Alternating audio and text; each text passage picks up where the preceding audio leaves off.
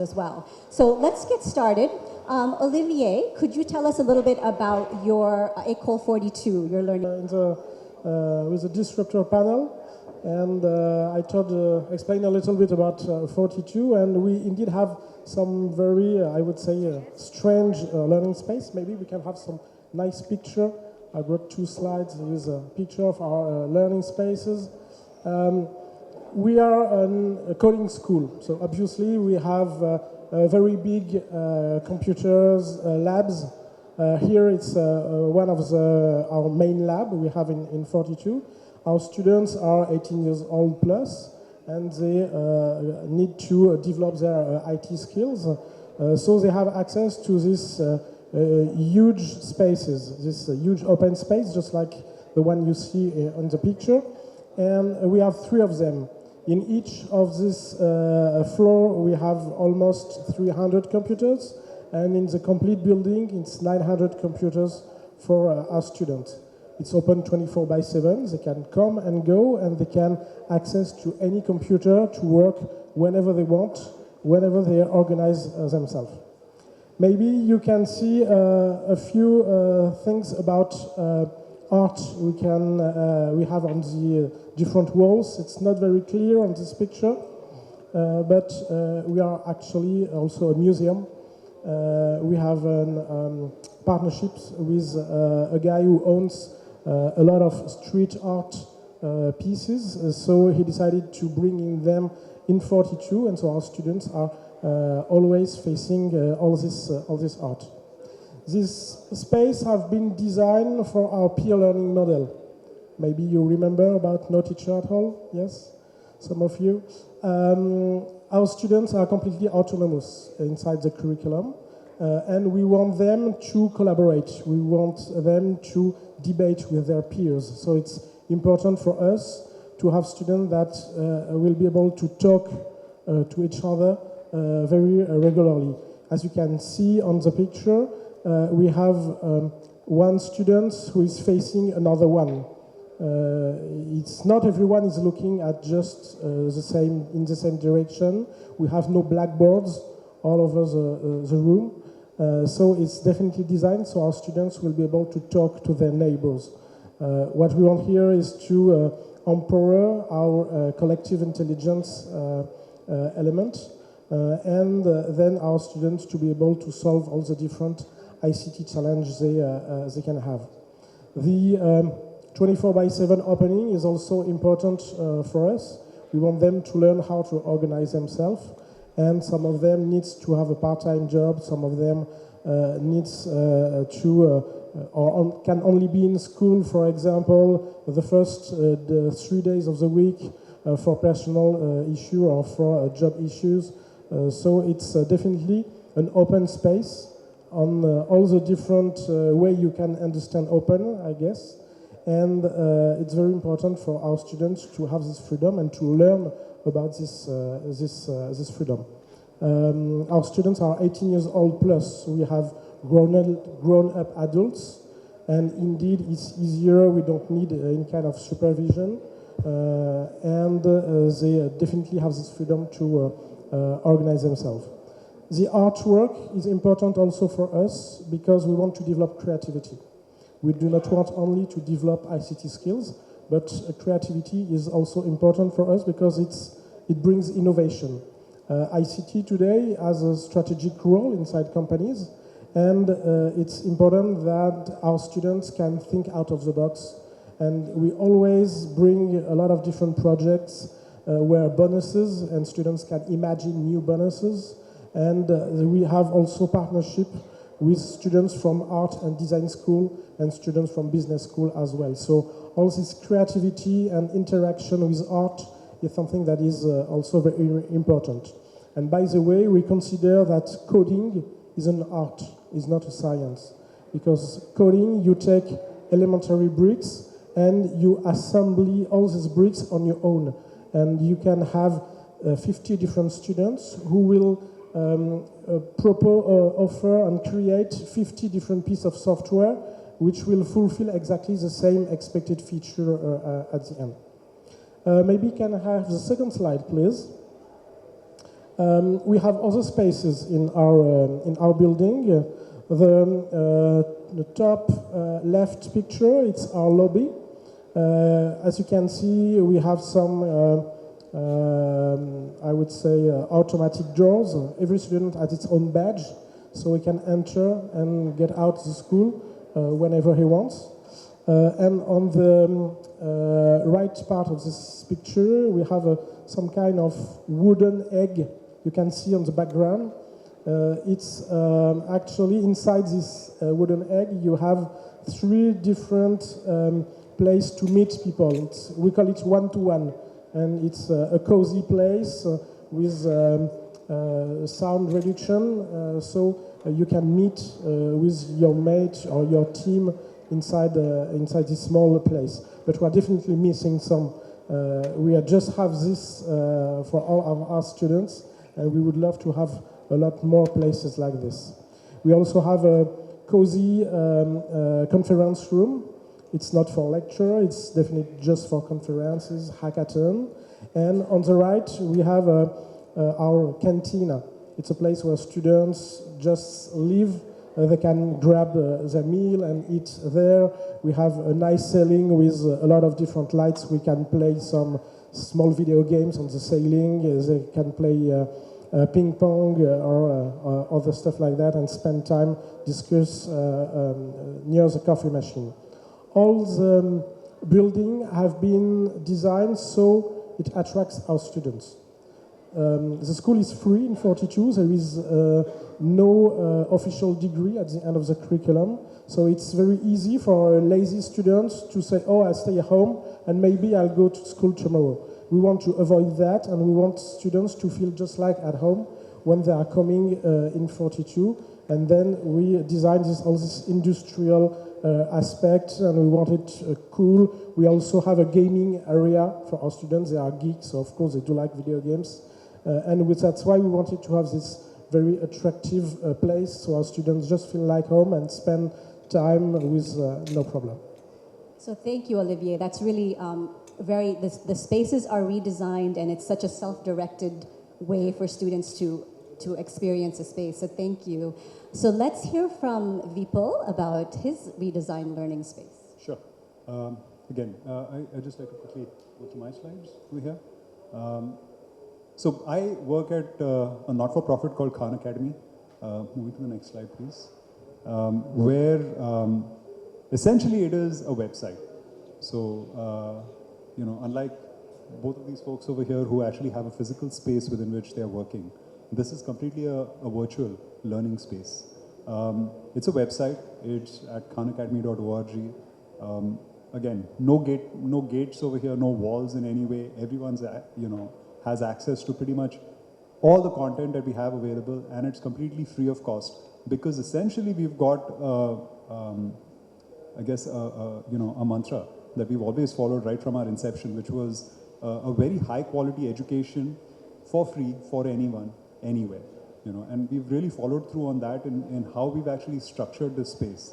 At this point in time, the space itself, if you were to go to the website, essentially what it is, and you're welcome to try that out right now and find out for yourself what it's like. What you're likely to see is basically, content that covers obviously the maths and sciences, which are sort of our strong forte. But there's a lot of other content that we've sort of started to explore. In India, our focus is still very much on maths and science because we are still very much in our infancy in this country. But outside India, specifically in the United States, for example, where we've been in operation for over about 10 to 12 years now, you'll find a lot more stuff around like computer science, world history, English grammar. There's a lot of content that you can explore there. The kind of learners that we see coming to Khan Academy are of basically 2 major categories. You'll find self-directed learners who are doing, this learning experience of their own volition. And then you'd basically find learners that are teacher-directed learners, where there is a teacher in the picture. There's someone who has perspective on where the student is and where the student needs to go, and is sort of walking them through a set of steps in getting from point A to point B. And one of the tools in that journey happens to be Khan Academy. And most schools that use Khan Academy at this point would sort of fall into that category. It's being used fairly widely, so about 60 million learners or 6 crore learners worldwide, out of which about 15 lakh or so in India, 15 to 25 lakhs depending on which month. You basically will be looking at the stats. You will have access to the content in 40 languages. Most of these, I've got to tell you, are not languages that we have localized into. Usually most of these are efforts that basically came out locally, where, say, someone in Uzbekistan decided that they wanted a local language version of Khan Academy and basically decided to go ahead and start recording videos and start putting exercises online, again, of their own volition. I have a friend of mine who's basically created the Persian language version of Khan Academy, and again, did it of her own volition with almost little to no hand-holding from Khan Academy, the parent organization. And it's used in a large variety of environments. So this website would, obviously it would be used in school classrooms and such. So that is sort of, something that I and my team spend a lot of our time on. But we'll basically hear some pretty exotic stories from around the world of, so Arnie Duncan, the former Education Secretary of the United States, was visiting a refugee camp on the border between Syria and Turkey.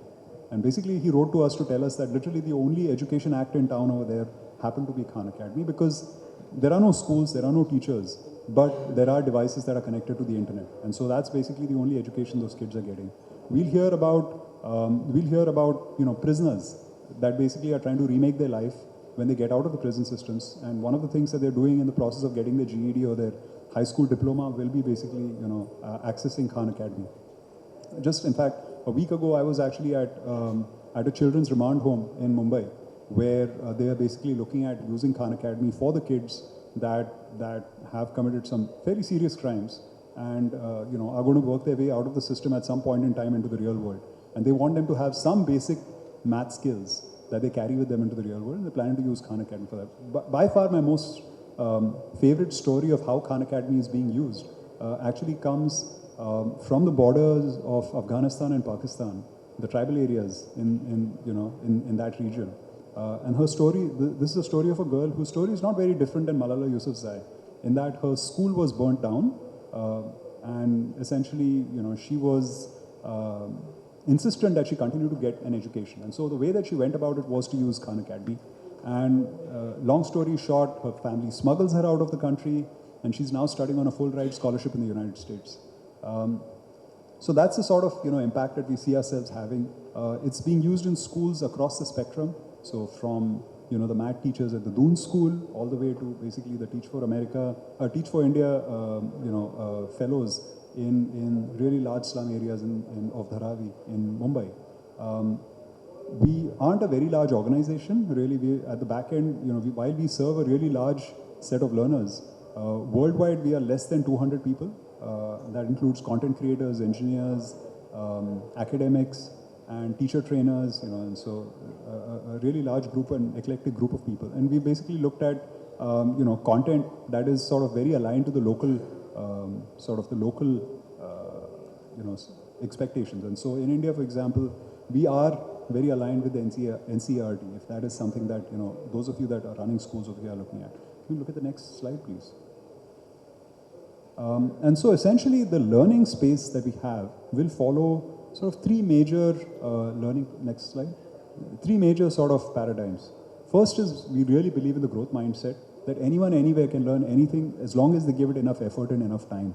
And so essentially we try to make sure that our learners on khanacademy.org don't give up. And there's all kinds of incentives, all kinds of mechanisms that are built in to make sure that you try and try again, even if you fail, that you don't give up, that you do come back. And there's there's badges, there's energy points and such that are basically placed at your disposal if you were to basically just keep going and not giving up. It's personalized. In my opinion, personalization is really sort of the holy grail, if you will, of education.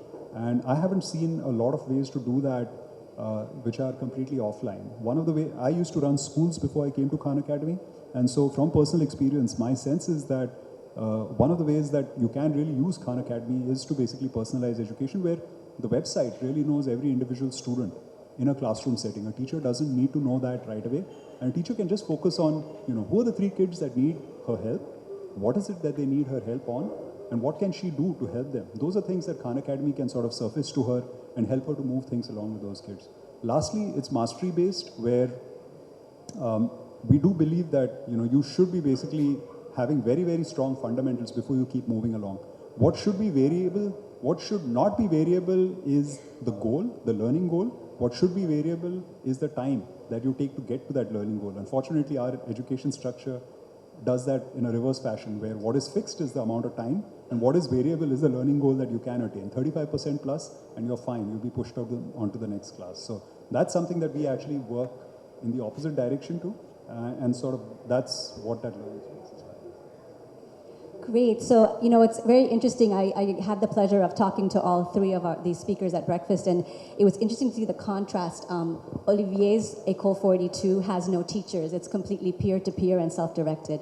Vipul and I were talking about how you do need teachers sometimes to curate the content of Khan Academy. So Khan Academy, even though it's virtual and you could do it on your own, it's also something that you can use in the classroom, and as a teacher, you can design it. It's a resource that you can add in, and Vipul was talking about the importance of the teacher also being the guide and curator of resources from Khan Academy in different settings. So from these two, we're going to go to another radical setting. So Sandhya, please tell us about Yellow Train School. Thank you, Kavita, and good afternoon. It's incredible the kind of stories each one of us are bringing to this space. And for me to be able to tell you the story of my work and where I come from, Yellow Train, I want to start with a small story. And I also recognize that we have some students here. And this is a story of Toto-chan. And I read this book when I was 12 years old. And this is a story written by a young girl who grew up in Japan. And this is her reminiscing her childhood in a school called Tomoe. And the year is 1939. And as you can imagine, Japan, at the cusp of the Second War in 1939, and a man called Sosaku Kobayashi, who's deeply interested in children and wants to protect these children from this imminent war outside, but has no resources, takes a railroad carriage, puts it on a playground, and it becomes a secret school where 69 children went to that school. And each morning you can see in the school that Japan is moving one step closer to the war. Children are coming to school without breakfast, American airplanes during their lunch break, fathers have gone to war, and yet these children live a life of a fairy tale. And 4 years later, the school goes up in flames, and one of the adult survivors, Toto-chan, when she grows up, she goes in search of the other children who survived this war. And she finds that each one who's left behind is working like a hero, resurrecting this country out of the darkest horrors of history. And she wonders what gave these children resilience, hope, courage, faith to meet their destiny. And she traces it back to the love this headmaster held for these children. And this is a story of endearing tale of human love and what it can do to children. And many years later, 10 years ago, I moved to Coimbatore to find this school. And now if you drive out of Coimbatore on the highway, you will meet a little village called Mudalipalayam, and you go through the meandering village, and you will come to this beautiful farm surrounded by cornfields, amla groves, cows, dogs, peacocks. And in the middle of it, a railroad carriage that we auctioned from the Indian Railways that has become the library of the school, and a building made of mud block. And as you enter, you will see this, a school founded on love for children. And as you walk through the corridors, you will hear the laughter of the children, happy faces of the teachers, and the warmth of this shared energy. So this is the school that I come from, and this is the work that we do, which is really... So I want to talk about two ideas, rather pedagogical principles on which rests the foundation of our work. One is when we talk about learning space, the foundation on which we are built, a school founded on love for children. Now, if I were to ask you to imagine a space where we are going to talk about learning, we are talking about learning outcomes, we are going to talk about performance, we are going to talk about excellence, we are going to talk about success, what kind of a space would it look like? You perhaps can imagine some laboratories, some classrooms, some papers. And now I am going to ask you to imagine a space which is founded on love for children, where every child is loved, irrespective of what the child can do or cannot do. The child walks in with a sense of belonging. I belong to this space. I relate and connect with everyone in this space. I have strong relationships in this space. And where a child is celebrated for who or he or she is.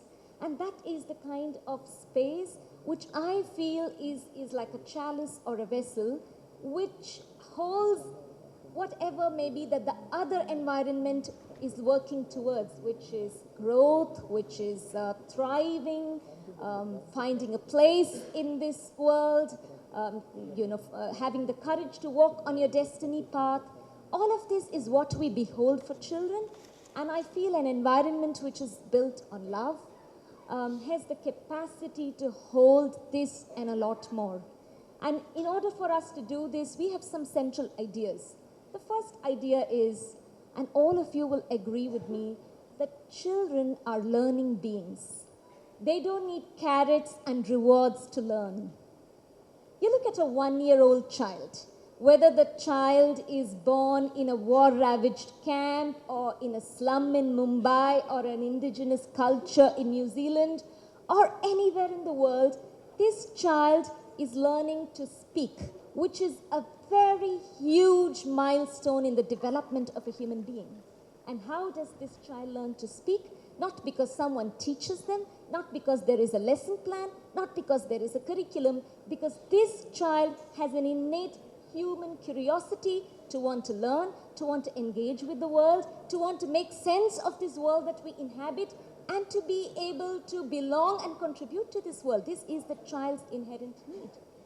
And if adults do not put barriers, do not create innovative blocks to this natural learning that lives in every child in this world will learn.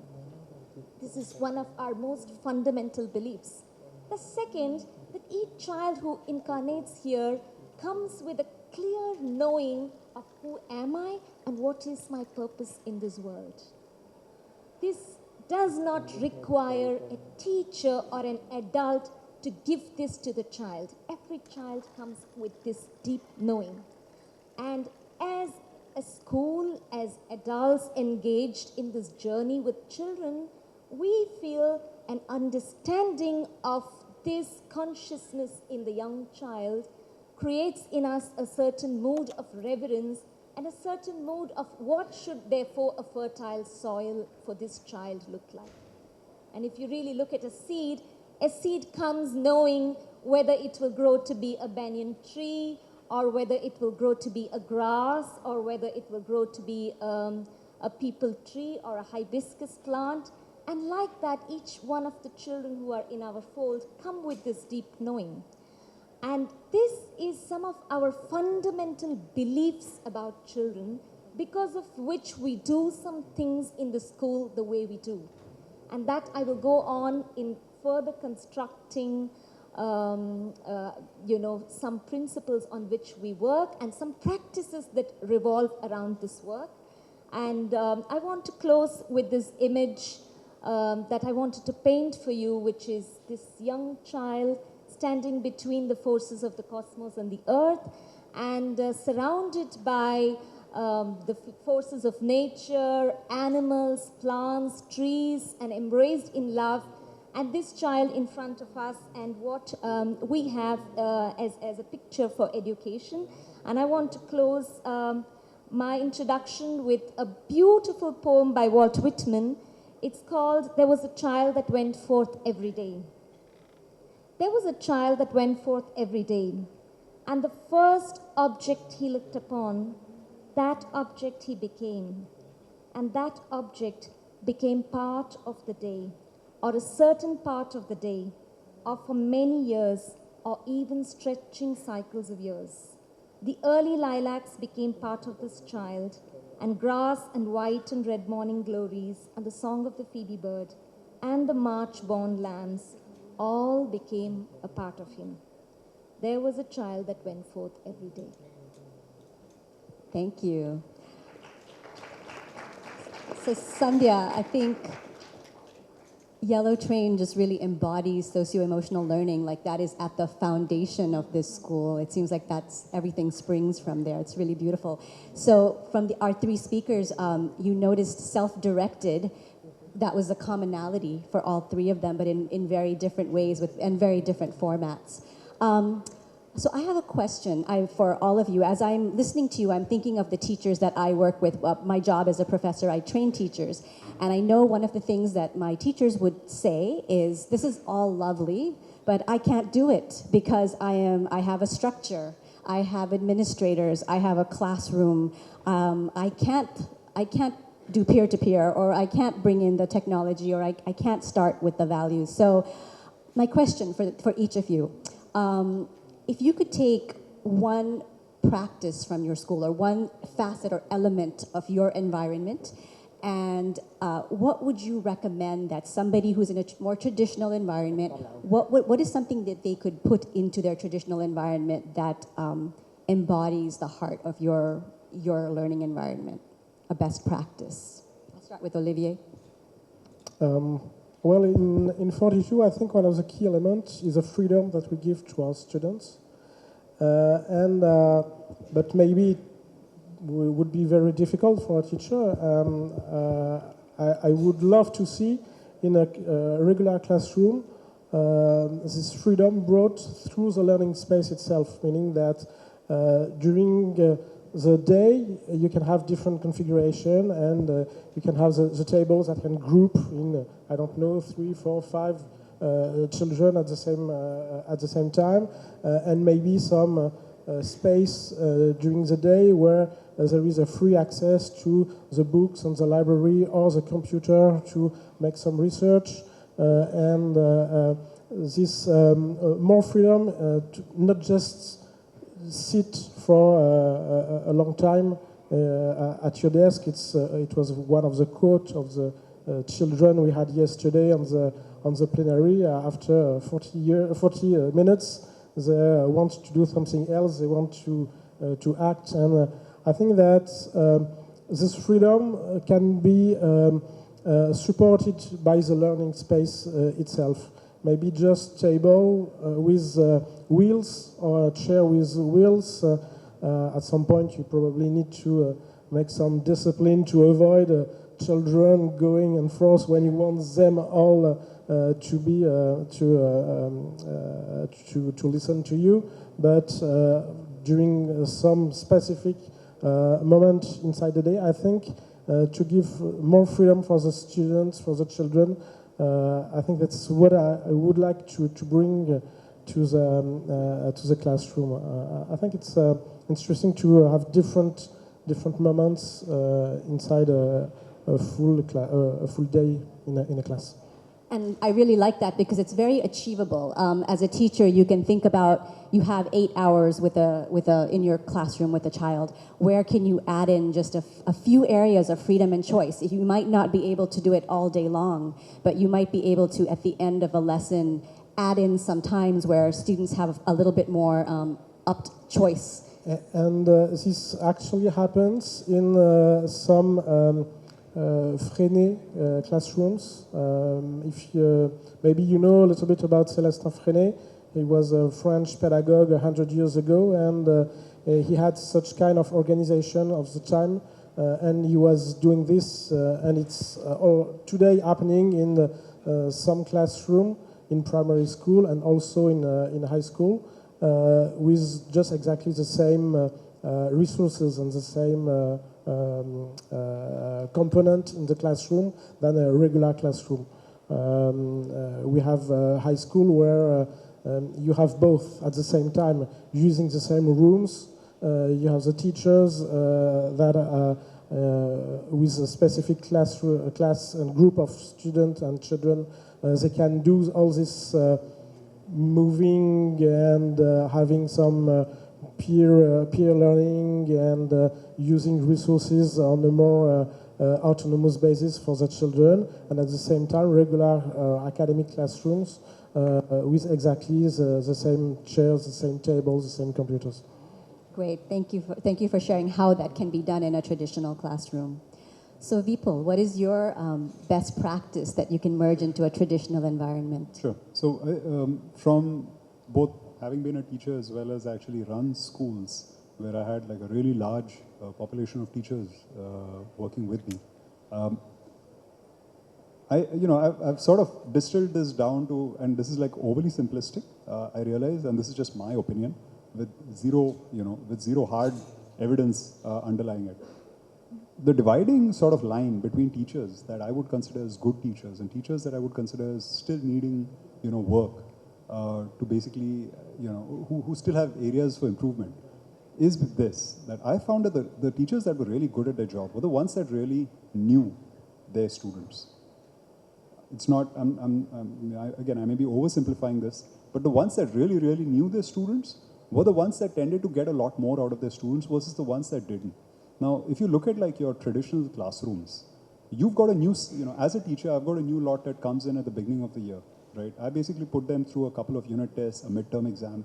It's only at that point that I have enough data in my fingertips to be able to know exactly, where does each student stand in the grand scheme of things?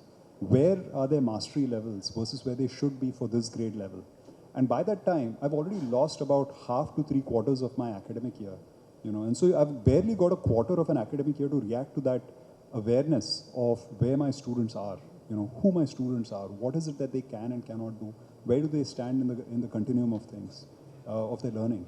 And so that is sort of one of the things that I would say something like a Khan Academy could really help with in terms of sort of really expediting that process of knowing the strengths, the weaknesses, because obviously when a student comes into your class, they'll usually bring a track record of data from previous years that they've been on Khan Academy.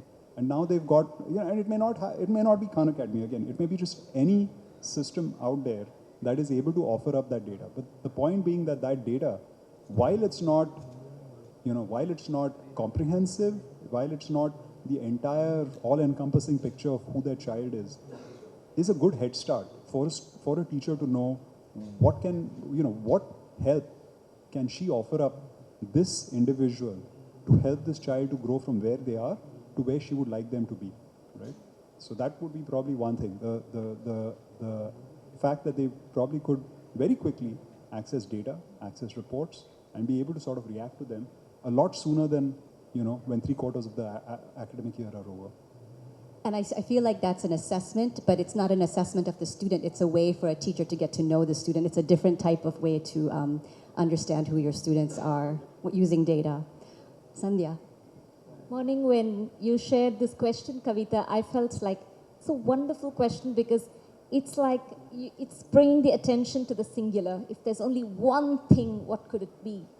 And if there is really that only one thing which all of us have, whether we work in corporation schools, whether we work in public schools, whether we work under the tree, wherever we work, all of us, each one of us have this, which is ourselves. And, at our school, we work with this idea that who you are educates the child far more than what you teach. You may be teaching chemistry or mathematics or grammar, but the person, the human being that you are, who stands in front of the children, has far more to teach than the subject.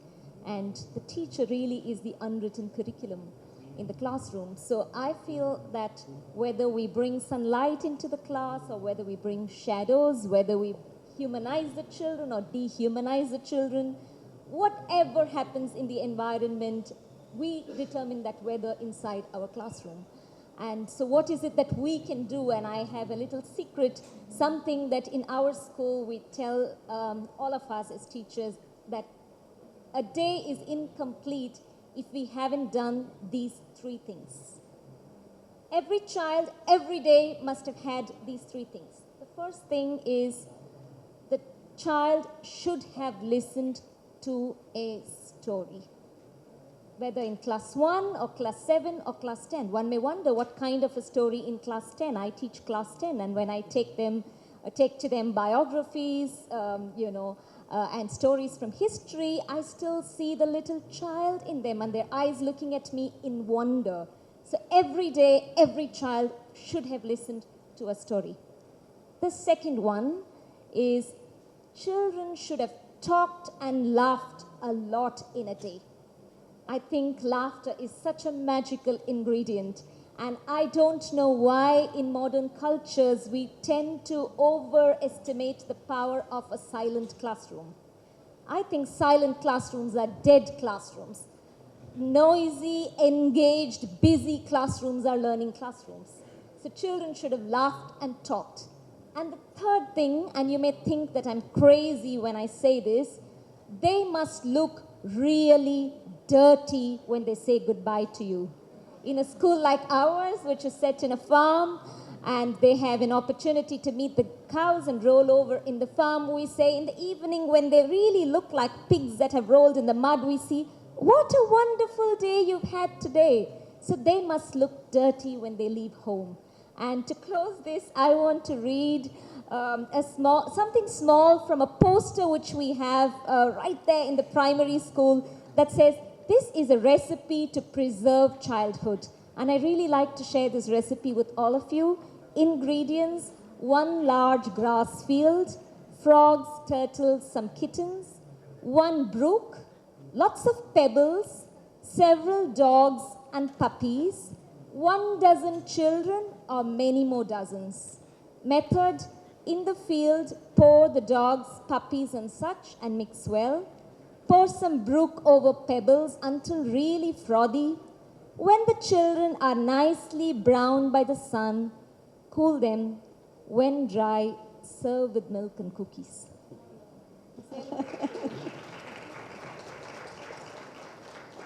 Celebrate children wherever you are, in whichever environment you may be.